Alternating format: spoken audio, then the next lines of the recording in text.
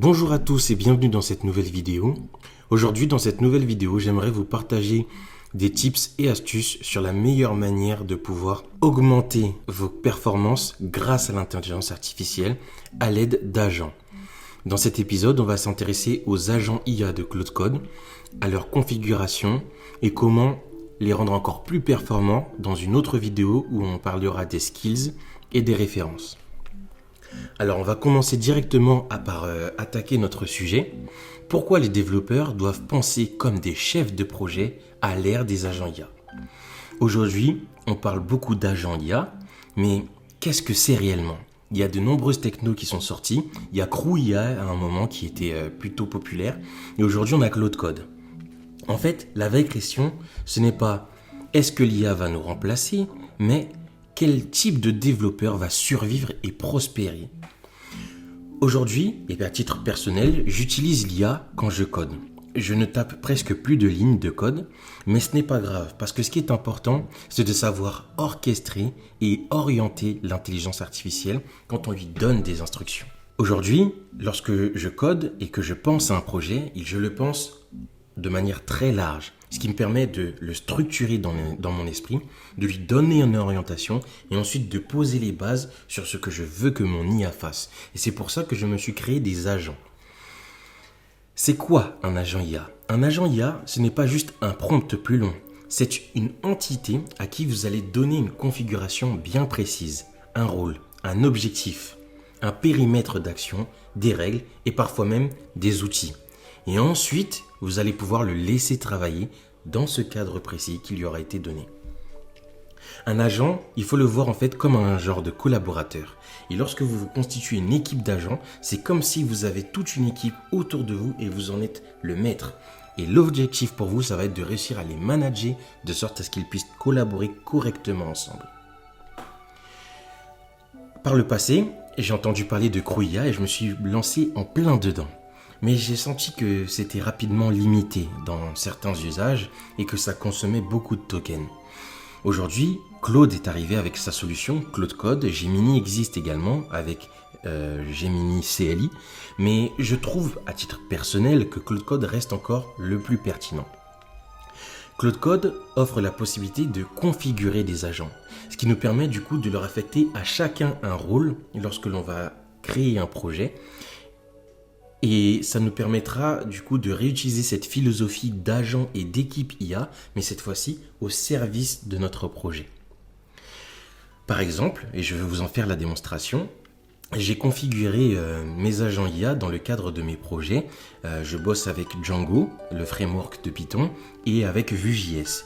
Donc j'ai défini et déclaré un agent Django DRF spécialisé dans Django, un agent Vue.js spécialisé dans Vue.js, un agent spécialisé dans l'UI UX et un agent rédacteur de documentation.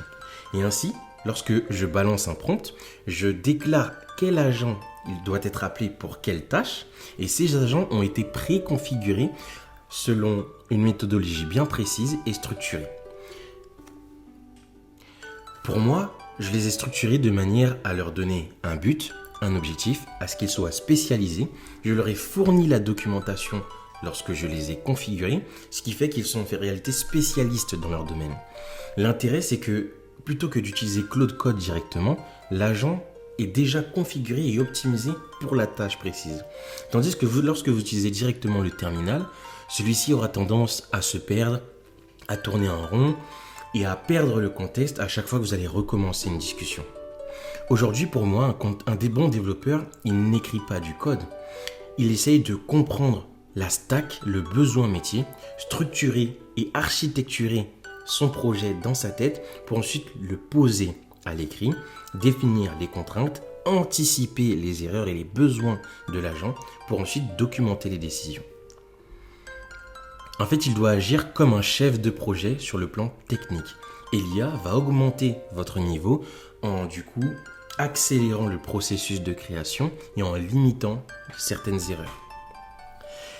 Et c'est pour ça que le prompt devient important, mais également la compétence même de développeur, c'est-à-dire la capacité à analyser un algorithme, à le structurer, à être capable de poser à l'écrit une problématique et les étapes permettant sa résolution. C'est ainsi que lorsque l'on va écrire le prompt, il sera tellement précis que l'IA n'aura pas la possibilité de se tromper. Un élément que je fais également, c'est lorsque je fais en sorte que plusieurs agents travaillent ensemble. Je n'ai pas encore trouvé la meilleure méthode, mais je vous partage ce que je fais actuellement. C'est que je demande à chaque agent de rédiger ce qu'il fait ou ce qu'il a l'intention de faire dans un fichier dit commun.md en Markdown, ce qui fait qu'en fait, chaque agent va aller consulter ce que l'autre fait pour ensuite s'adapter et réutiliser ce que l'autre a produit pour être sûr d'avoir un code qui soit unifié et pas que chaque agent travaille chacun de son côté.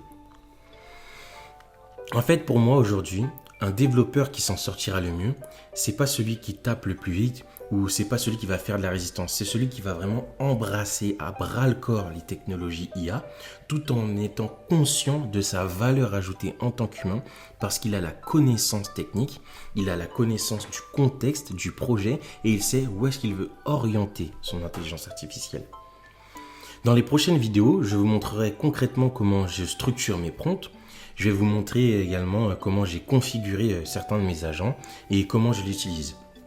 Et on verra également aussi dans la partie documentation de Claude Code, il y a ce qu'on appelle les skills ou les compétences agents et les références. Et depuis que je les utilise, j'ai senti un step en fait dans les capacités de mes agents et ça m'a permis de simplifier leur configuration.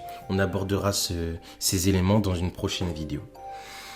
En tout cas, si tu es développeur, entrepreneur, créateur de SaaS ou que tu as un projet, n'hésite pas à t'abonner, j'essaie de partager un maximum de valeur. Si tu cherches un développeur ou que tu souhaites faire appel à mes services, n'hésite pas à me contacter. Toutes les informations sont disponibles en description. Ici, on parle de code, d'architecture, d'IA et puis je vous partagerai également des projets sur lesquels je travaille actuellement et n'hésitez pas à me faire vous aussi vos retours d'expérience en commentaire, par mail pour que je puisse également améliorer la qualité de mon contenu et m'améliorer en tant que développeur.